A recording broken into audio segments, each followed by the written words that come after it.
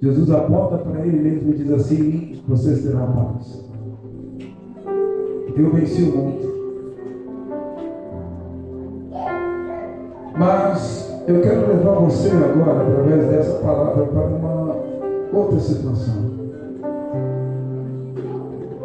Um determinado dia, imagine você, Jesus está aflito. O coração dele está entristecido, ele está preocupado, ele está angustiado. Todos os discípulos viam Jesus se afastando e orando. Só que nesse dia em especial ele chama a todos os discípulos. E ele fala com eles: vamos orar. Imagine o impacto para aqueles homens ao ouvir o seu mestre chamando-os para orar juntos. E Jesus então dobra os seus joelhos juntamente com todos eles e começam na expectativa do que Jesus iria falar na sua oração. Porque os homens daquela época não tinham essa liturgia e forma de oração que nós temos hoje. Eles não tinham o entendimento que nos foi atribuído através do Espírito Santo e que nós utilizamos hoje. Eles esperavam Jesus falar para que eles pudessem falar. Só que Jesus está em silêncio. Porque no coração de Jesus ele sabia: eu não posso externar para eles o quão triste, o quão angustiado eu estou. E então Jesus deixa eles ali ajoelhados. E ele cutuca 3 dos seus discípulos: Pedro, Tiago e João. E ele convoca os 3 falando assim: vocês vêm comigo. E quando eles estão indo um pouquinho além dos demais outros, Jesus então expressa para eles: eu estou profundamente angustiado. Vocês podem orar comigo? Agora imagine esses 3 homens que haviam visto Jesus multiplicar pães, haviam visto ele multiplicar peixes, haviam contemplado ele fazer com que o coxo se levantasse, dado vista aos céus, ressuscitasse mortos, e agora ele está dizendo que está profundamente angustiado. Eles ficaram preocupados, entristecidos também. Só que Jesus vai um pouquinho mais além, e ele diz para Pedro, para Tiago e para João: vocês fiquem orando e vigiando aqui, porque eu vou um pouquinho mais adiante. Eu tenho um segredo para falar agora com meu Pai. Aleluia! E quando ele chega num determinado local, conhecido por nós como Getsemane, ou como o Igor gosta, em aramaico, Getsemane. Quando eles chegam nesse determinado local, que por tradução é escrito como amassadouro, o fruto da vide indo para o amassadouro. E ele chega ali, ele dobra os joelhos sobre uma pedra e ele começa a falar com Deus tudo aquilo que ele estava sentindo. E ele, mais do que depressa, ele olha para os céus e fala: Pai, é a minha carne dizendo: se possível for, afasta de mim esse cálice. Nesse momento, o inferno está em festa, porque Deus já havia enviado inúmeros homens para lutar pela humanidade e todos falharam. Agora, aquilo que Isaías havia profetizado, que um menino havia nascido e ele seria um Deus dentro do barro, ele também está dizendo para que Deus aparta dele o cálice. Ele não quer mais morrer pela humanidade. O inferno então começa a soltar rojões de alegria, até que a parte de Deus em Cristo Jesus grita: mas todavia seja feita a tua vontade. Aleluia! E quando Jesus termina essa oração, a palavra nos descreve que ele estava suando sangue. Isso é comprovado pela ciência. Que o homem, quando ele sofre uma pressão muito grande, ou ele infarta, ou ele tem um derrame, ou se ele superar o infarto, se ele superar o derrame, os poros se abrem e começa a verter sangue. E Jesus, quando ele faz assim na sua testa, e ele olha, ele já estava percebendo, ele já estava sentindo um pouco da amargura que estava para sobrevir contra ele.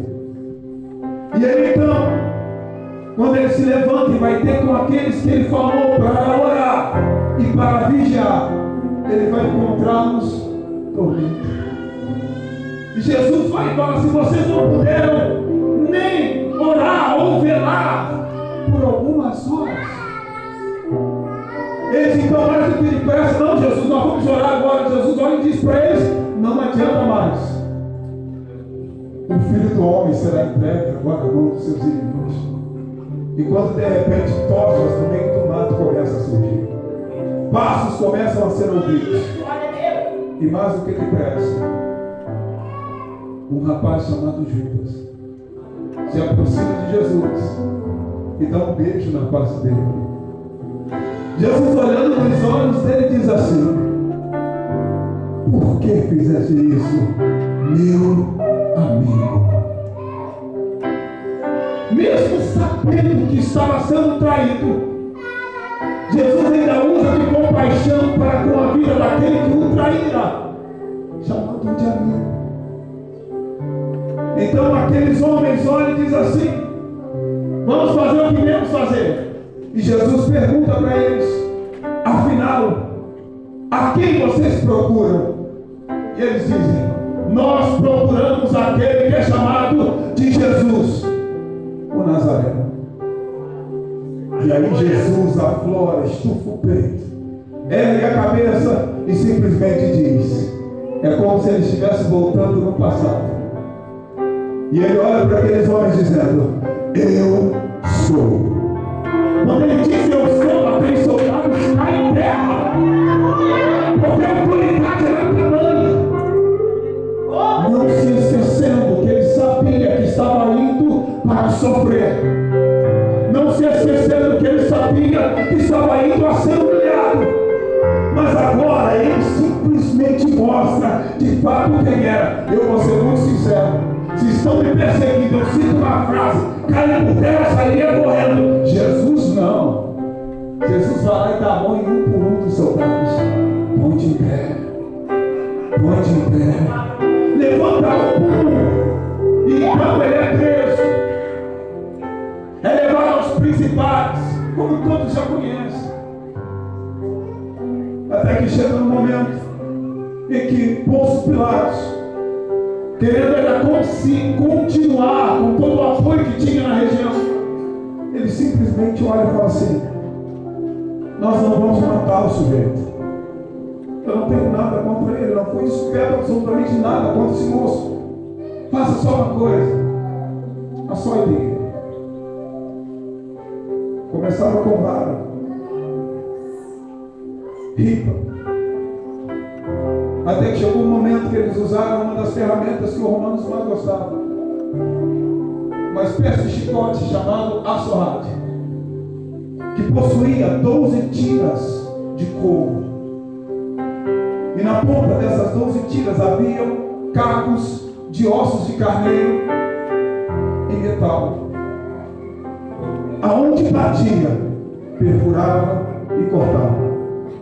Jesus recebeu 40 chicotadas com açorrade, equivalente a 480 perfurações no seu corpo. Porque quando eles percebiam que as costas já estavam muito feridas, eles viravam o prisioneiro para açoitar o seu peito, abdômen.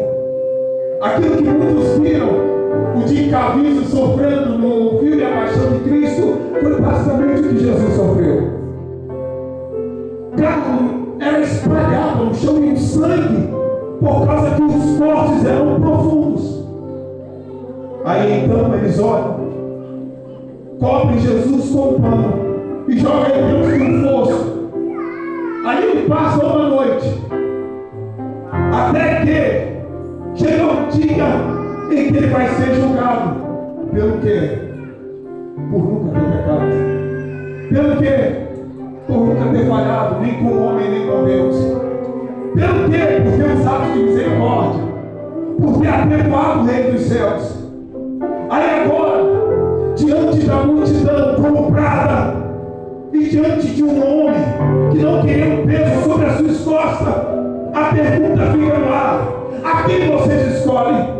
Ao Jesus, Rei dos Judeus, ou a Barrabás? Um terrorista, um bandido, um criminoso político. E o povo então olha e diz: nós queremos Barrabás livre. Soltem Barrabás. Mas esse homem é criminoso, e esse aqui não tem pecado sobre ele. Solte Barrabás. Em outras palavras, a humanidade estava dizendo: nós não nos importamos com a questão do pecado. E então, Pôncio Pilatos entrega Jesus uma vez mais para os soldados. Aquela mesma vestimenta, um pano que colocaram sobre ele. Imagine você, havia colado em todas aquelas feridas. E na hora que aqueles homens têm novamente Jesus em suas mãos, eles arrancam aquele pano com toda a fúria que era possível, abrindo 480 machucados novamente. Mas só que Isaías havia falado que como um cordeiro mudo ele foi imolado. E Jesus não dá um grito. Jesus não pede para pararem. Jesus não pede para que venham livrar ele. Não, ele fica calado.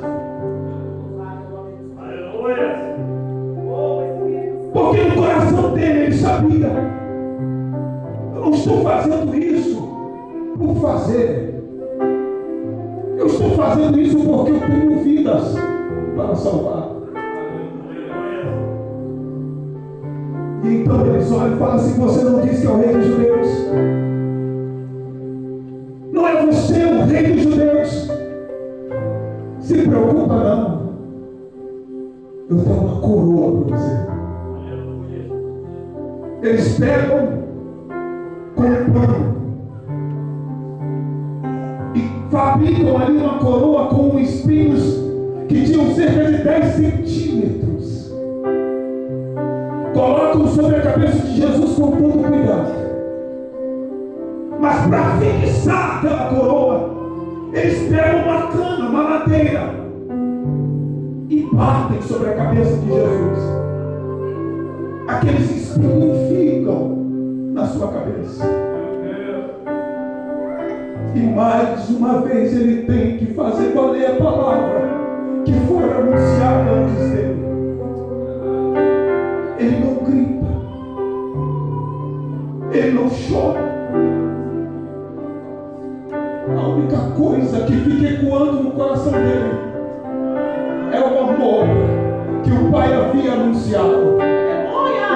Eu não estou fazendo isso para que celebre no dia 25 de dezembro.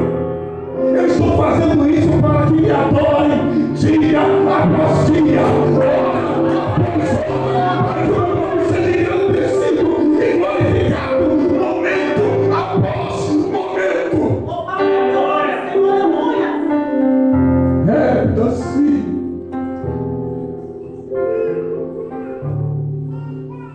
E aí então,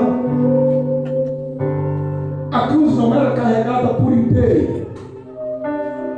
A parte superior era colocada sobre o ombro do criminoso. Porque essa cruz pesava cerca de 180 quilos. Uma madeira crua, em outras palavras, toda cheia de farpa. Colocam aquela madeira sobre Jesus. e sendo chicoteado, empurrado, cuspido. Ele vai carregando, mas imagina você, um homem que já está mais de 24 horas sem se alimentar e perdendo sangue, apanhando, sendo humilhado, escarnecido e se sentindo abandonado. E mesmo assim, passo após passo, até que no meio do trajeto ele cai, pelo peso, pelo flagelo e pela fragilidade que o seu corpo já se encontrava. Aí agora eles queriam humilhar ainda mais Jesus.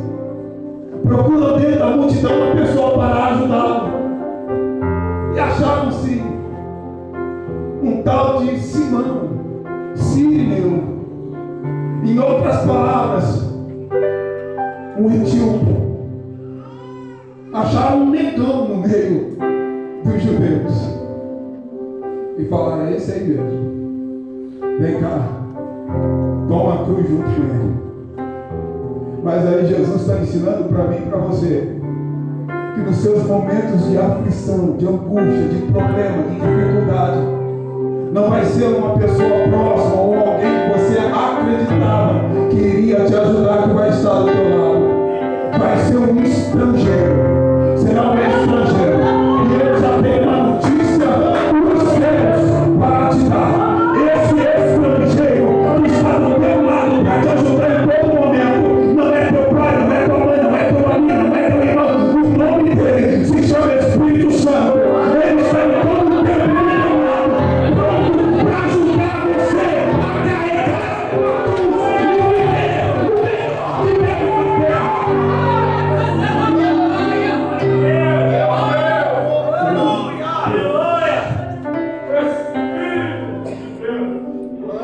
carregando. Só que aí agora chega um momento ímpar. A cruz ela já era furada antes de que os cravos ou os pregos fossem colocados à mão, para ser mais preciso, aqui, ó, nesse local, entre esses dois ossinhos que nós temos aqui, aqui que eles pregavam, para que não rasgasse. Pode quebrar, mas não pode rasgar. A primeira entrou tranquilo, e Jesus só fez assim, ó.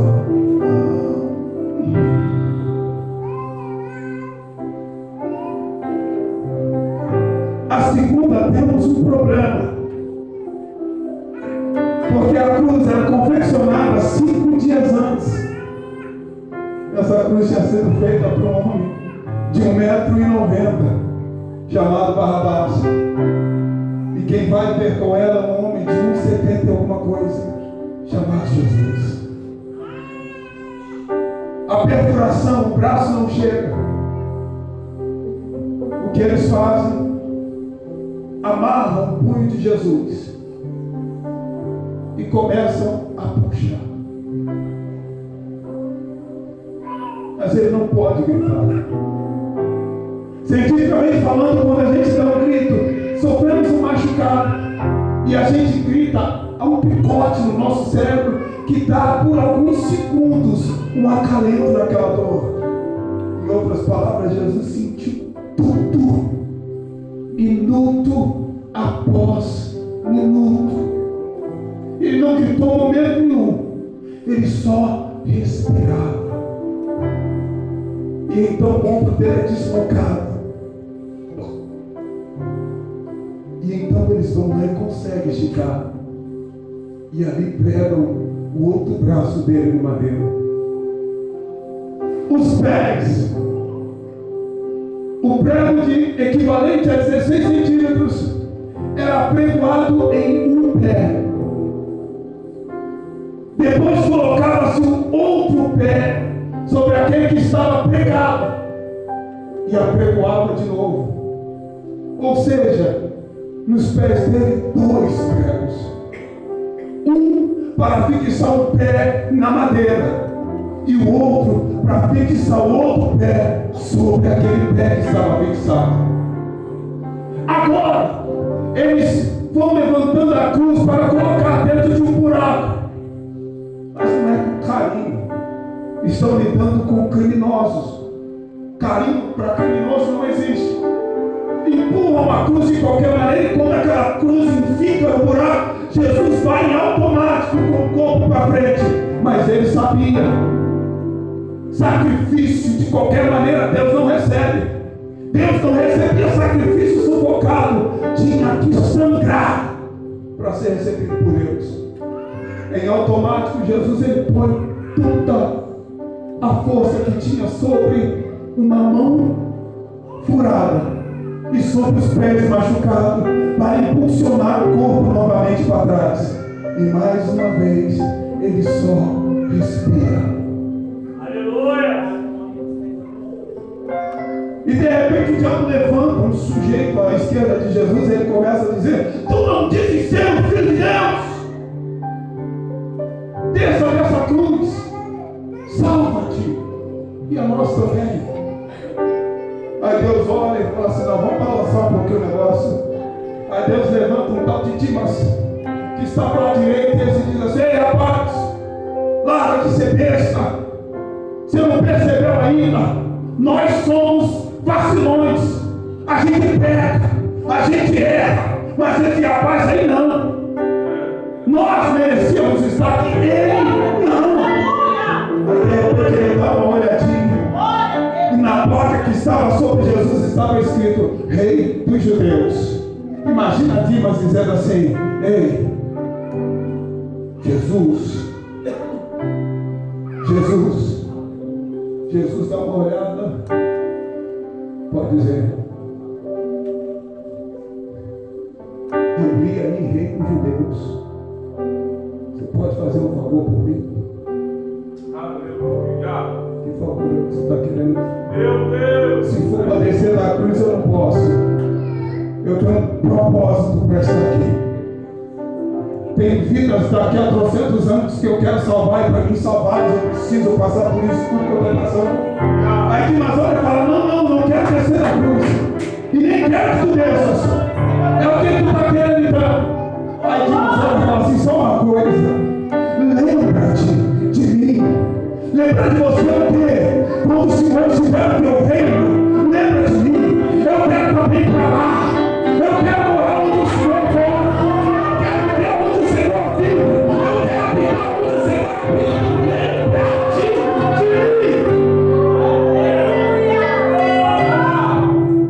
Agora você imagina um homem fragilizado, à beira da morte. Ele contra a força onde não tinha, só para dizer assim: o teu pedido vai ser realizado.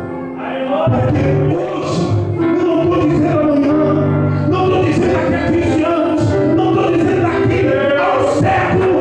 Hoje mesmo você vai estar comigo. Hoje nós iremos inaugurar o reino dos céus.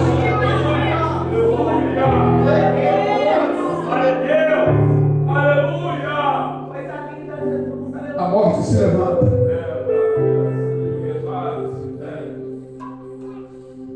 E ela fica olhando para Jesus.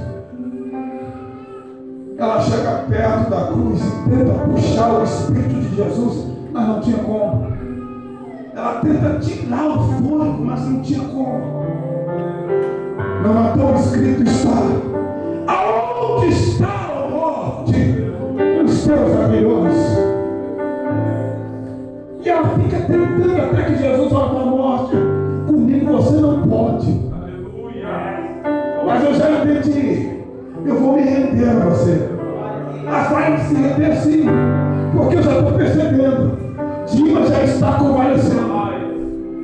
E como eu não criei um homem para a morte, se ele morrer do meu lado, eu vou ter que olhar para ele e falar: ressuscita, porque não tem um que morreu diante de mim permaneceu morto, porque eu sou viva, eu sou viva, eu sou viva. Aí ele simplesmente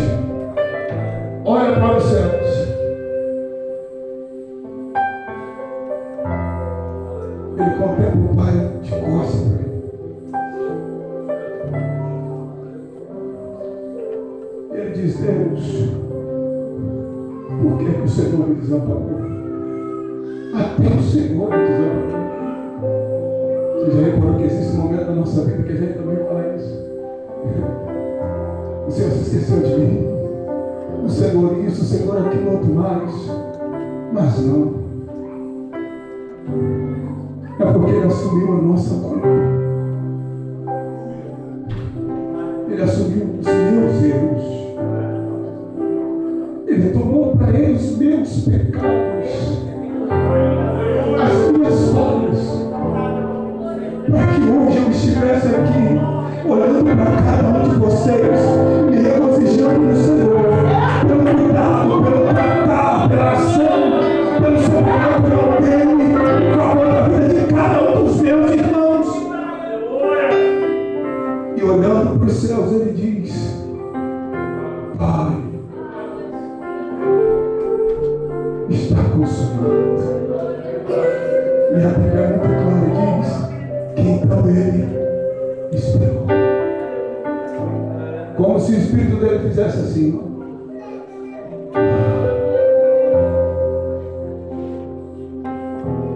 Na hora, o sol se esconde. Basicamente o sol dizendo: olha o que a humanidade fez com o meu Criador.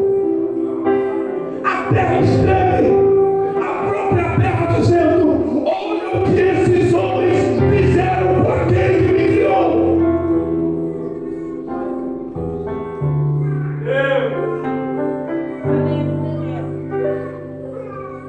Meu Deus. Primeiro dia, todos calados, silencios e entristecidos.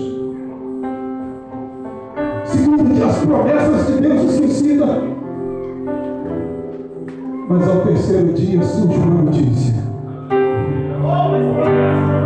Por que você está procurando entre os mortos aquele que nunca está? Por que você está achando que ele está aqui? Vai anunciar aos meus irmãos, porque ele já ressuscitou.